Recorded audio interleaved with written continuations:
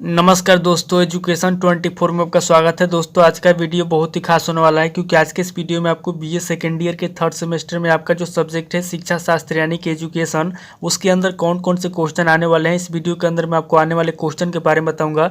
तो आप इस वीडियो को पूरा अंत तक जरूर देखिएगा क्योंकि इस वीडियो के अंदर मैं आपको अति लघु उत्तरीय प्रश्न, लघु उत्तरीय प्रश्न और दीर्घ उत्तरीय प्रश्न तीनों तरह के प्रश्न बताने वाला हूँ। तो इस वीडियो को स्किप किए बिना पूरा देखिएगा ताकि आने वाले क्वेश्चन के बारे में आपको पता चल सके। तो आइए दोस्तों, बिना किसी देरी के हम लोग शुरू करते हैं और बीए सेकेंड ईयर के थर्ड सेमेस्टर में आपका जो शिक्षा शास्त्र एजुकेशन उसके अंदर जो भी क्वेश्चन आने वाले हैं उन आने वाले क्वेश्चन के बारे में जानते हैं। दोस्तों सबसे पहले हम लोग अति लघु उत्तरीय प्रश्न के बारे में जानेंगे जिसका उत्तर आपको 50 शब्दों में लिखना होता है। तो यहाँ पे दोस्तों अति लघु उत्तरीय प्रश्नों में पहले प्रश्न की बात की जाए तो यहाँ पे दोस्तों आपका पहला प्रश्न है, शिक्षा की परिभाषा बताइए। शिक्षा की परिभाषा बताइए यानी कि शिक्षा क्या होता है, शिक्षा की परिभाषा आपको बताना है। उसके बाद दोस्तों दूसरे क्वेश्चन की बात की जाए तो यहाँ पे दोस्तों आपका दूसरा क्वेश्चन है, दर्शन शास्त्र की परिभाषा दीजिए।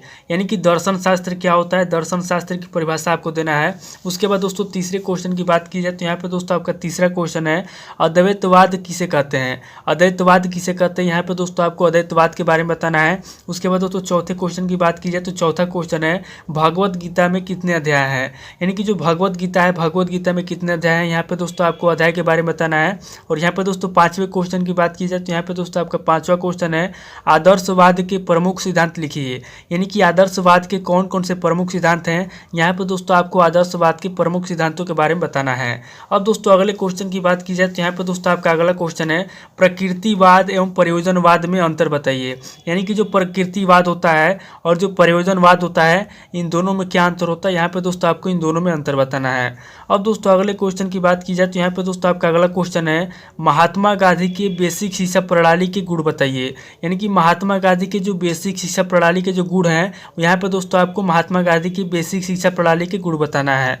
अब दोस्तों अगले क्वेश्चन की बात की जाए तो यहाँ पे दोस्तों आपका अगला क्वेश्चन है, स्वामी विवेकानंद के अनुसार शिक्षा दर्शन के आधारभूत सिद्धांत लिखिए।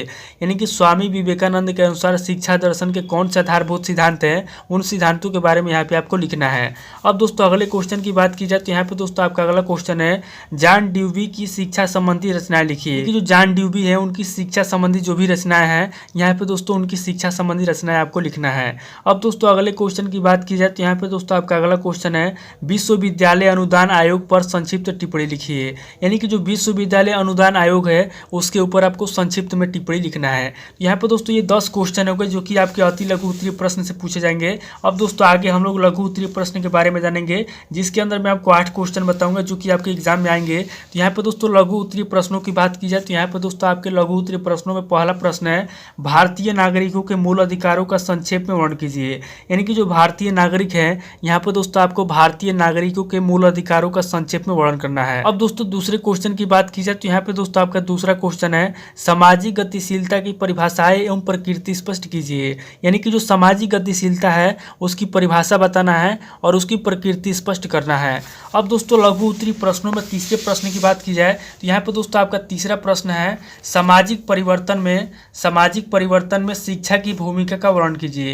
यानी कि जो सामाजिक परिवर्तन होता है उसमें शिक्षा की क्या भूमिका है, यहाँ पे दोस्तों आपको सामाजिक परिवर्तन में शिक्षा की भूमिका का वर्णन करना है। अब दोस्तों अगले क्वेश्चन की बात की जाए तो यहाँ पे दोस्तों आपका अगला क्वेश्चन है, डॉक्टर BR अम्बेडकर के अनुसार शिक्षण विधि कैसी होनी चाहिए। यानी कि जो डॉक्टर भीमराव अम्बेडकर है उनके अनुसार शिक्षण विधि कैसी होनी चाहिए, यहाँ पे दोस्तों आपको डॉक्टर BR अम्बेडकर के अनुसार शिक्षण विधि की जो है कि व्यवस्था बताना है। अब दोस्तों अगले क्वेश्चन की बात की जाए तो यहाँ पे दोस्तों आपका अगला क्वेश्चन है, प्रयोजनवाद की शिक्षण विधियों का वर्णन कीजिए तथा इसके गुण एवं दोषों की व्याख्या कीजिए। यानी कि प्रयोजनवाद क्या होता है, प्रयोजनवाद की शिक्षण विधियों का वर्णन करना है और इसके गुण और दोष की व्याख्या करना है। अब दोस्तों अगले क्वेश्चन की बात की जाए तो यहाँ पे दोस्तों आपका अगला क्वेश्चन है, नैतिक शिक्षा की विकास में क्या भूमिका है वर्णन कीजिए।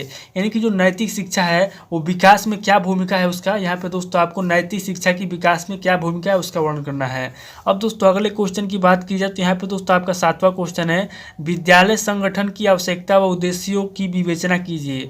यानी कि विद्यालय संगठन की आवश्यकता क्या है और उसके क्या उद्देश्य होने चाहिए, यहाँ पे दोस्तों आपको विद्यालय संगठन की आवश्यकता बताना है और उद्देश्यों की विवेचना करना है। अब दोस्तों अगले क्वेश्चन की बात की जाए तो यहाँ पे दोस्तों आपका 8वां क्वेश्चन है, दर्शन एवं शिक्षा का संबंध स्थापित कीजिए। यानी कि दर्शन और शिक्षा में क्या संबंध है, यहाँ पे दोस्तों आपको दर्शन एवं शिक्षा का संबंध स्थापित करना है। यहाँ पे दोस्तों ये 8 क्वेश्चन हो गए जो कि आपके लघु उत्तरीय प्रश्न से आएंगे। तो आप इन क्वेश्चन को नोट कर लीजिए और दोस्तों आगे बढ़ते हैं और हम लोग दीर्घ उत्तरीय प्रश्न के बारे में जानते हैं। तो यहाँ पे दोस्तों दीर्घ उत्तरीय प्रश्नों की बात की जाए जिसके आंसर आपको 500 शब्दों में लिखना होता है, यानी कि जो ये लॉन्ग क्वेश्चन होते हैं तो इसके आंसर आपको 500 शब्दों में लिखना होता है। तो यहाँ पे दोस्तों दीर्घ उत्तरीय प्रश्नों में पहले क्वेश्चन की बात की जाए तो यहाँ पे दोस्तों आपका पहला प्रश्न हो जाएगा, दर्शन एवं शिक्षा एक ही सिक्के के दो पहलू हैं, इस कथन की टिप्पणी लिखिए। यानी कि जो दर्शन है और जो शिक्षा है ये दोनों एक ही सिक्के के दो पहलू हैं, इस कथन की क्या करना है, टिप्पणी करना है। अब दोस्तों दूसरे क्वेश्चन की बात की जाए तो यहाँ पे दोस्तों दीर्घ उत्तरीय प्रश्न में आपका दूसरा प्रश्न है, शंकराचार्य द्वारा प्रतिपादित शिक्षा के उद्देश्य एवं शिक्षण विधियों की व्याख्या कीजिए। यानी कि जो शंकराचार्य थे, शंकराचार्य द्वारा प्रतिपादित शिक्षा के उद्देश्य बताना है और शिक्षण विधियों की व्याख्या करना है। अब दोस्तों दीर्घ उत्तरीय प्रश्न में तीसरे प्रश्न की बात की जाए तो यहाँ पे दोस्तों आपका तीसरा प्रश्न है, शिक्षा में प्रकृतिवाद क्या है, शिक्षा सिद्धांत के लिए इसका क्या योगदान है। यानी कि शिक्षा में प्रकृतिवाद क्या है इसके बारे में बताना है और शिक्षा सिद्धांत के लिए इसका क्या योगदान है इसके बारे में भी आपको बताना है। अब दोस्तों दीर्घ उत्तरीय प्रश्नों में अगले प्रश्न की बात की जाए तो यहाँ पे दोस्तों आपका चौथा प्रश्न है, बेसिक शिक्षा प्रणाली तथा प्रोजेक्ट प्रणाली की तुलना कीजिए। यानी कि जो बेसिक शिक्षा प्रणाली होता है और जो प्रोजेक्ट प्रणाली होता है इन दोनों की तुलना आपको करना है।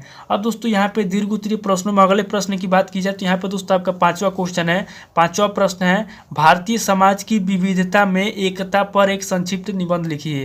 यानी कि भारतीय समाज की जो विविधता है उसमें एकता पर एक संक्षिप्त आपको लिखना है। तो यहाँ पे दोस्तों भारतीय समाज की विविधता में एकता पर एक संक्षिप्त निबंध लिखना है, ये आपका पांचवा क्वेश्चन हो गया। तो ये दोस्तों आपके 5 क्वेश्चन हो गए जो कि आपके दीर्घ उत्तरीय प्रश्न से पूछे जाएंगे जिसका आंसर आपको 500 शब्दों में लिखना होता है। यानी कि मैं आपको जो भी 5 क्वेश्चन बताए दोस्तों आपके लॉन्ग क्वेश्चन होते हैं। तो यहाँ पे दोस्तों इस वीडियो के अंदर मैं आपको अति लघु उत्तरीय प्रश्न, लघु उत्तरीय प्रश्न और दीर्घ उत्तरीय प्रश्न के बारे में बता दिया जो कि आपके बीए सेकेंड ईयर के 3rd सेमेस्टर में शिक्षा शास्त्र यानी कि एजुकेशन के अंदर पूछे जाएंगे। तो आप इन क्वेश्चन को नोट कर लीजिए और किसी किताब से या सीरीज से मिला करके याद कर लीजिए ताकि आने वाले एग्जाम के अंदर आपको कोई दिक्कत ना हो। दोस्तों उम्मीद करता हूँ कि इस वीडियो से आपको बहुत कुछ सीखने को मिला होगा। अगर आपको वीडियो अच्छा लगा तो वीडियो को लाइक कीजिए, शेयर कीजिए और कमेंट करके बताइए कि आपको नेक्स्ट वीडियो किस टॉपिक के ऊपर चाहिए। थैंक यू दोस्तों।